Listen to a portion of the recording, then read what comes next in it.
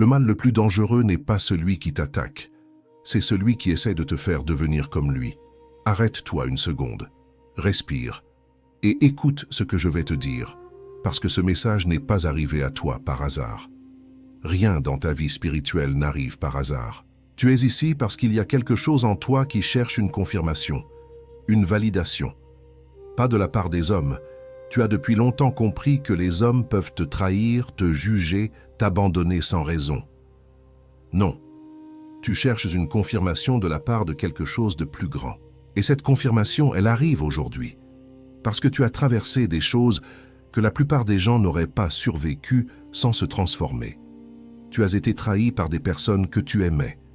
Tu as été mal interprété par des gens à qui tu avais tout donné. Tu as été abandonné dans des moments où tu avais le plus besoin de soutien.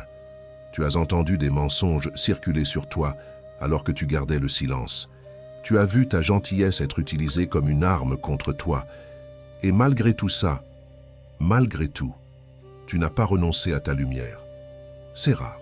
Tu ne réalises peut-être pas à quel point c'est rare. Beaucoup de gens ont survécu à la trahison, mais peu d'entre eux ont survécu à la trahison sans se fermer. Beaucoup ont traversé la douleur, mais peu ont traversé la douleur sans devenir la douleur. La plupart des gens qui sont passés par ce que toi tu as vécu ont fini par construire des murs, par éteindre quelque chose en eux, par décider que la bonté était une naïveté qu'ils ne pouvaient plus se permettre. Mais toi, tu es encore là, avec ton cœur intact, blessé peut-être, fatigué sûrement, mais intact dans ce qui compte vraiment. Et ça, c'est l'un des signes les plus rares des véritables élus. Si ce message touche quelque chose dans ton âme, abonne-toi maintenant et laisse un like. Tu ne trouveras pas ce genre de vérité n'importe où. Et chaque vidéo que tu manques, c'est une vérité de plus que le monde t'a cachée. Maintenant, laisse-moi te dire ce que personne d'autre ne te dira avec cette clarté. Les personnes mauvaises regardent une personne bonne et voient quelque chose de facile. Elles voient ta patience et elles pensent que tu n'as pas d'intelligence. Elles voient ton silence et elles pensent que tu as peur. Elles voient ton pardon et elles pensent que tu n'as pas de limite. Elles voient ta gentillesse et elles pensent que tu es faible. Elles se trompent. Elles se trompent complètement. Parce qu'elles ne comprennent pas d'où vient ta bonté. Elles pensent que tu es bon parce que tu ne connais pas le mal. Mais la vérité, c'est l'inverse. Tu es bon parce que tu as vu le mal de très près. Tu as regardé le mensonge dans les yeux.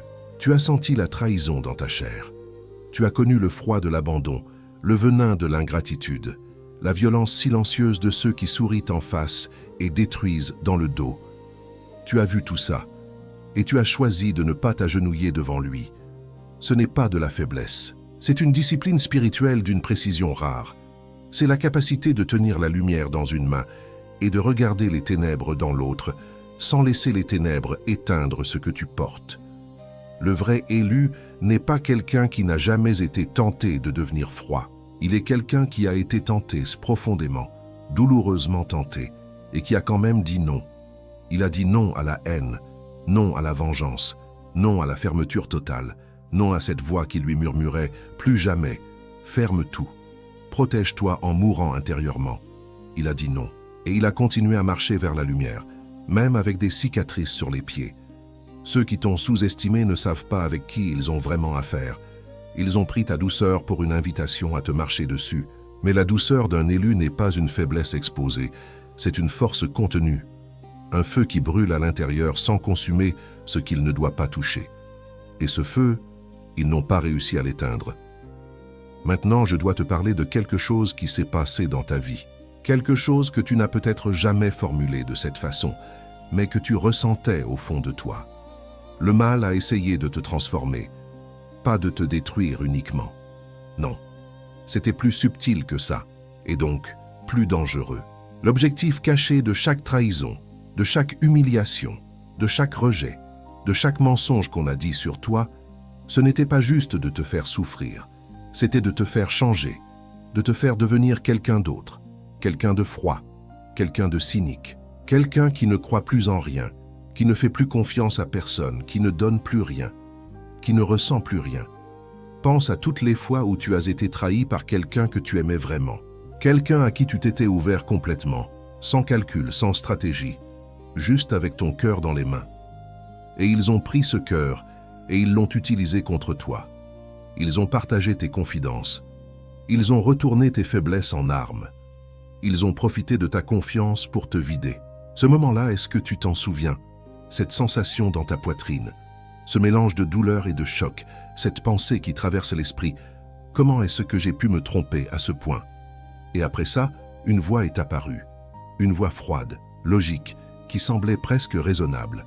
Elle t'a dit « Ne refais plus jamais ça, ne t'ouvre plus. Ne fais plus confiance, ferme-toi, c'est la seule façon de ne plus souffrir. » Cette voix, c'était l'ennemi de ton âme. Pas les gens qui t'ont trahi. Eux, ils n'étaient que les instruments.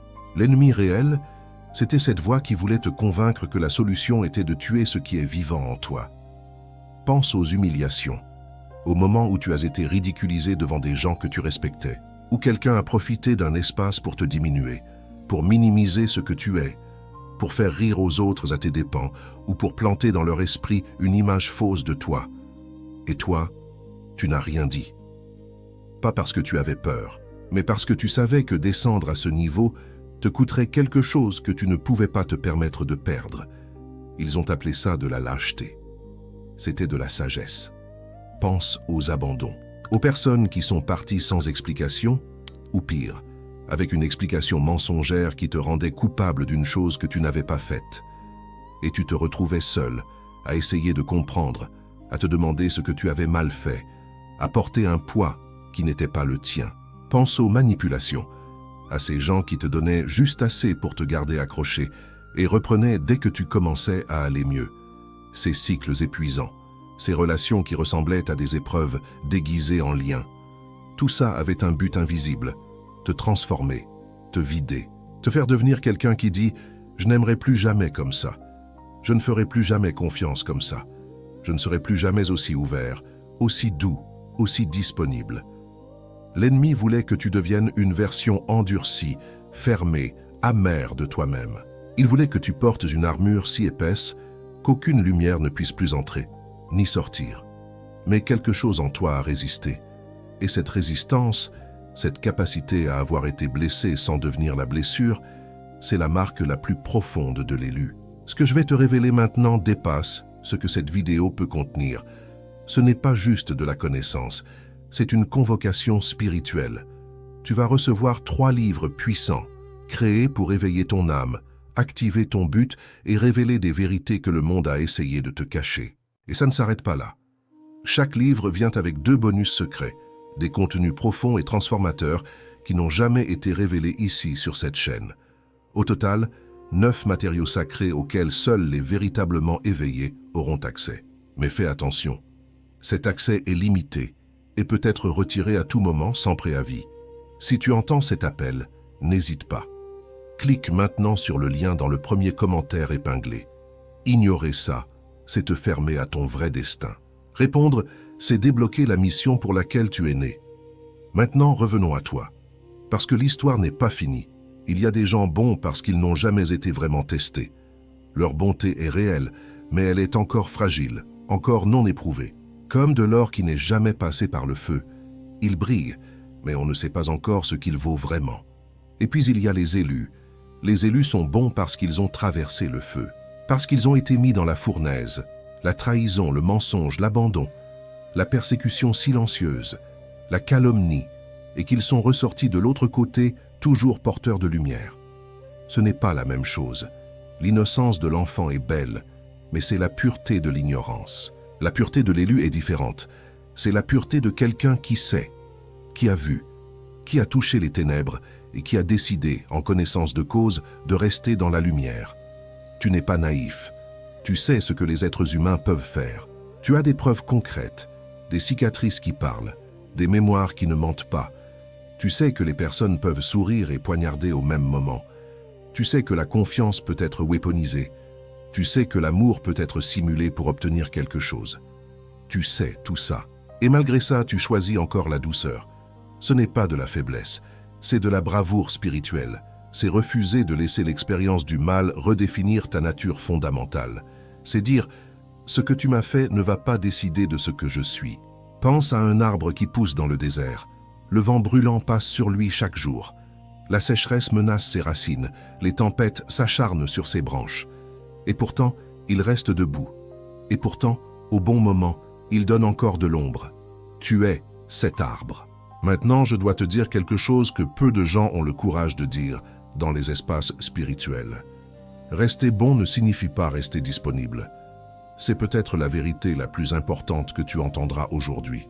Et je veux que tu la reçoives profondément, pas juste intellectuellement. Dans tes os, dans ta colonne vertébrale, dans la partie de toi qui a trop longtemps confondu bonté avec sacrifice perpétuel. Tu peux avoir un cœur bon et fermer des portes. Tu peux pardonner et ne jamais rappeler. Tu peux désirer le bien de quelqu'un et ne plus jamais lui accorder l'accès à ton espace, à ton temps, à ton énergie, à ton intimité. Ces deux choses ne se contredisent pas. Elles coexistent. Elles doivent coexister si tu veux survivre spirituellement. Parce que la bonté sans discernement n'est pas de la sainteté. C'est une blessure qui se répète. Pense aux fois où tu as pardonné trop vite. Pas parce que la situation méritait pardon immédiat, mais parce que tu ne supportais pas le conflit. Parce que tu t'es convaincu que pardonner signifiait reprendre là où vous vous étiez arrêté. Parce que quelqu'un t'a fait sentir coupable de ta propre douleur. Et tu as rouvert la porte. Et ils sont revenus. Et ils ont fait la même chose, parfois de façon plus subtile, plus habillée, mais identique dans l'essence. Ce cycle n'était pas de la bonté, c'était de la confusion. Et cette confusion a coûté des années à ton âme. L'élu apprend, pas sans douleur, mais il apprend, que le pardon est un acte intérieur. Il se fait en toi, pour ta propre libération. Il coupe le lien toxique entre ta paix et l'attitude de l'autre. Il te dit, cette personne n'a plus le pouvoir de définir ton état intérieur. Mais le pardon n'est pas un billet d'entrée. Il ne donne pas accès. Il ne restaure pas automatiquement une relation qui a montré ce qu'elle valait vraiment. Tu peux regarder quelqu'un avec compassion depuis l'autre côté d'une frontière que tu as posée avec autorité. C'est même souvent la forme la plus haute de la bonté. Aimer quelqu'un suffisamment pour ne pas lui permettre de te détruire une deuxième fois. Parce que laisser quelqu'un te faire du mal encore et encore sans réagir, ce n'est pas de la grâce, c'est de la négligence envers toi-même.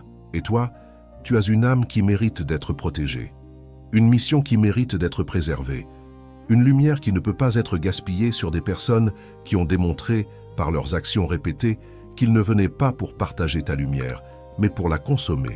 La bonté avec des limites, c'est de l'autorité spirituelle. C'est dire au monde, je suis bon mais je ne suis pas sans structure. Je donne, mais pas sans discernement. J'aime, mais je ne permets pas que mon amour soit utilisé comme une arme contre moi. Et ça, c'est une maturité que peu de gens atteignent. La plupart oscillent entre deux extrêmes. Soit ils s'ouvrent complètement sans protection, soit après une blessure profonde, ils se ferment entièrement et ne laissent plus personne entrer. L'élu trouve le troisième chemin, la porte qui s'ouvre avec sagesse, le cœur qui donne avec discernement, la présence qui se déploie là où elle est reçue avec respect et qui se retire là où elle est mal utilisée. Tu n'es pas obligé de t'expliquer, tu n'es pas obligé de justifier tes distances, tu n'es pas obligé de rendre ta paix compréhensible pour ceux qui ont prouvé qu'ils ne la méritaient pas. Ta paix n'a pas besoin d'être expliquée, elle a besoin d'être gardée. Maintenant parlons de ceux qui attendaient ta chute, parce qu'il y en avait, il y en a peut-être encore, des personnes qui t'observaient, qui regardaient comment tu réagissais à chaque épreuve, qui attendaient avec une patience perverse le moment où tu allais craquer, où tu allais exploser, où tu allais dire ou faire quelque chose qui confirmerait l'image qu'ils avaient construite de toi dans leur esprit et répandue autour d'eux. Ils voulaient te voir amer, ils voulaient te voir vindicatif, ils voulaient te voir perdre ta dignité dans un moment de rage. Parce que ce jour-là, ils auraient pu dire, tu vois, je te l'avais dit, ce n'était qu'un masque. Ils auraient pu utiliser ton explosion comme preuve rétrospective de tous les mensonges qu'ils avaient dit sur toi. Mais tu ne leur as pas donné ce plaisir. Tu as pleuré, mais tu as pleuré seul, ou devant Dieu, dans des espaces où tes larmes n'étaient pas un spectacle pour leurs yeux. Tu as souffert, mais tu n'as pas transformé ta souffrance en spectacle de violence ou de vengeance. Tu t'es reconstruit, en silence, dans des nuits longues où personne ne te voyait te relever, où personne ne t'applaudissait, où il n'y avait aucune récompense immédiate pour le courage que ça prenait de continuer à choisir la lumière malgré tout. Et tu as continué à marcher. Ce silence que tu as gardé, certains l'ont interprété comme une défaite, comme une incapacité à te défendre, comme une confirmation de leur narration. Mais ce silence était une arme spirituelle que tu ne savais peut-être pas encore que tu portais. Parce que celui qui n'a pas besoin de se justifier devant les hommes a déjà trouvé sa paix dans quelque chose d'infiniment plus stable que l'opinion humaine. Ta lumière n'était pas une performance, c'est ce qui les rendait fous. Les personnes qui vivent dans les ténèbres ne comprennent pas la lumière authentique. Ils comprennent la lumière qui cherche à être vue, la lumière qui a besoin d'applaudissements, la lumière qui s'éteint quand personne ne regarde. Ça, ils savent y faire face, parce que c'est une lumière qui dépend des autres, et ce qui dépend des autres peut être manipulé. Mais ta lumière continuait à briller même quand personne ne regardait.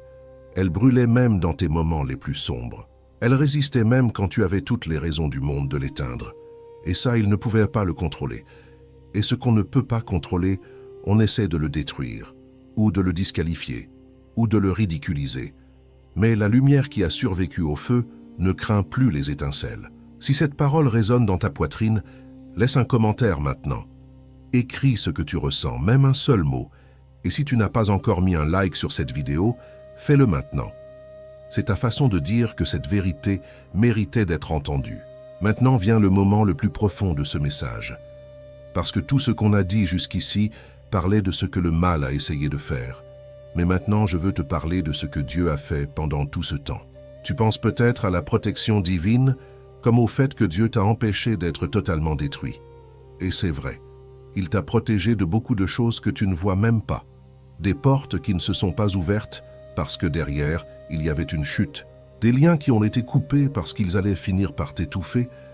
Des opportunités qui sont passées parce qu'elles n'étaient pas alignées avec ce que tu es vraiment appelé à être. Mais la protection la plus grande, la plus profonde, la plus précieuse, n'était pas dans ce qu'il t'a épargné de l'extérieur, c'était dans ce qu'il a préservé à l'intérieur. Dieu a protégé ta tendresse. Pense à ça. Après tout ce que tu as traversé, tu peux encore être touché par la souffrance des autres. Tu peux encore ressentir de la compassion. Tu peux encore être ému par la beauté. Tu peux encore croire en quelque chose. Tu peux encore prier, même quand les prières semblent monter dans un ciel silencieux. Tu peux encore aimer, même si tu le fais maintenant avec plus de prudence, avec plus de discernement. Cette tendresse, cet ennemi la voulait morte, parce qu'une personne dont la tendresse est morte est une personne isolée de sa source. Et une personne isolée de sa source est une personne qui ne peut plus accomplir ce pourquoi elle a été créée. L'ennemi ne t'attaque pas seulement pour te faire souffrir. Il t'attaque pour te couper de ce qui te rend capable de changer le monde autour de toi.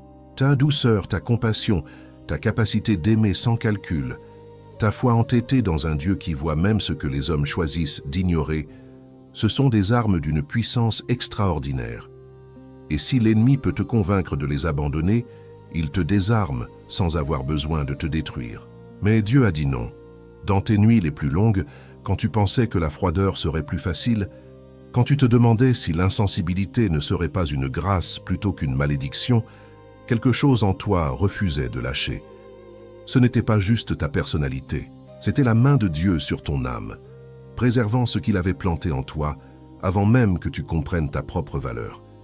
Il a protégé ta foi, pas la foi naïve qui n'a jamais été questionnée, mais la foi profonde, la foi qui a été secouée jusqu'aux fondations et qui est restée debout.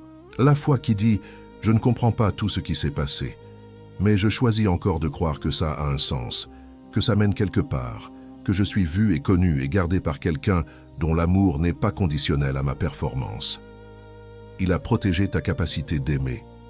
Après toutes les trahisons, tu peux encore aimer. Différemment, oui. Avec plus de sagesse, oui. Avec des frontières plus claires, oui. Mais l'amour est encore là. Le feu est encore là. La chaleur que tu portes pour les gens qui méritent réellement d'être dans ton espace, elle est encore là. Il a protégé ta paix. Non pas une paix qui nie la réalité ou qui ferme les yeux sur ce qui est douloureux, mais une paix qui coexiste avec la douleur. Une paix profonde, ancrée, qui dit « Je peux traverser ça sans m'y perdre ». C'est ce que le monde cherche désespérément et ne trouve pas. Et toi, tu le portes. La plus grande victoire de ta vie spirituelle n'est pas d'avoir évité les attaques. C'est d'avoir été attaqué profondément répétitivement, parfois par les personnes en qui tu avais le plus confiance, et de ne pas être devenu comme ceux qui t'ont blessé. Tu n'as pas retourné le mensonge contre ceux qui t'ont menti. Tu n'as pas utilisé la manipulation contre ceux qui t'ont manipulé. Tu n'as pas abandonné ceux qui en avaient besoin parce que d'autres t'avaient abandonné. Tu n'as pas construit un autel à ta propre douleur et décidé de vivre ta vie entière comme une vengeance ambulante. Tu as choisi de rester toi, dans toute la profondeur, la complexité et la beauté de ce que tu es vraiment. Et ça, le ciel l'a vu. Laisse-moi maintenant te dire comment te reconnaître. Parce que parfois, dans les moments de doute, dans les moments où tu te demandes si tu es vraiment en train de suivre le bon chemin, si tout ce que tu crois sur toi-même est réel ou juste une illusion confortable, dans ces moments-là, voici les signes que tu portes vraiment. Tu ressens encore de la compassion, mais tu ne te laisses plus utiliser. Tu peux voir quelqu'un souffrir et vouloir l'aider sans pour autant effacer tes limites. Tu sais faire la différence entre quelqu'un qui a besoin d'aide et quelqu'un qui cherche un hôte, entre quelqu'un qui traverse une épreuve et quelqu'un qui vit du chaos comme d'un mode de vie. Tu désires encore la justice, mais tu ne vis plus pour la vengeance. Tu sais que la balance doit être rééquilibrée. Tu sais que ce qui s'est passé n'était pas juste, mais tu as appris à confier cette justice à quelque chose de plus grand que toi. Tu as appris que te venger coûterait trop cher, pas à eux, mais à toi. Parce que la vengeance t'enchaîne à la personne que tu veux quitter. Tu pries encore, même fatigué. Il y a des nuits où tu ne trouves plus les mots, où la prière ressemble à un souffle dans le silence, où tu n'as rien de structuré à dire, juste une présence que tu apportes devant quelque chose de plus grand. Et pourtant tu y vas. Cette persévérance dans la foi épuisée, c'est une des formes les plus pures de la dévotion. Tu crois encore à la vérité, même après les mensonges. Quelque chose en toi refuse de relativiser l'honnêteté, refuse d'accepter que tout le monde ment, que la manipulation est normale, que la trahison est inévitable et donc acceptable. Tu tiens encore à quelque chose de réel, d'authentique, de vrai, et tu refuses de baisser cette exigence même quand le monde essaye de te convaincre que c'est de l'idéalisme. Naïf, tu portes encore de la lumière après avoir traversé des endroits sombres. On peut entrer dans des environnements toxiques, des dynamiques brisées, des espaces remplis de négativité et en ressortir sans s'être laissé contaminer. Ça ne veut pas dire que tu n'as pas été affecté. Ça veut dire que tu as une racine qui va plus profond que l'atmosphère dans laquelle tu te trouves. Tu sais encore aimer, mais tu aimes maintenant avec discernement. Tu ne confonds plus l'amour avec l'acceptation de tout. Tu n'associes plus l'affection avec la tolérance de l'intolérable. Tu aimes les bonnes personnes profondément, complètement, sans réserve. Mais tu choisis qui mérite d'entrer dans ce cercle de lumière. Et tu es encore bon, pas parce que tu ne connais pas le mal, pas parce que tu n'as pas été blessé, pas parce que tu vis dans une bulle protégée de la réalité, mais parce que, en connaissance de cause, avec toutes les preuves devant toi de ce que les gens peuvent faire, tu choisis encore de ne pas laisser leur obscurité définir ta nature. Ce sont les marques de l'élu. Et maintenant, laisse-moi te parler de l'inversion. Parce que ce que l'ennemi pensait être ta défaite a en réalité révélé ta force. La trahison t'a fait souffrir, mais elle t'a aussi révélé ton discernement. Elle t'a donné des yeux pour voir ce que tu ne pouvais pas voir avant.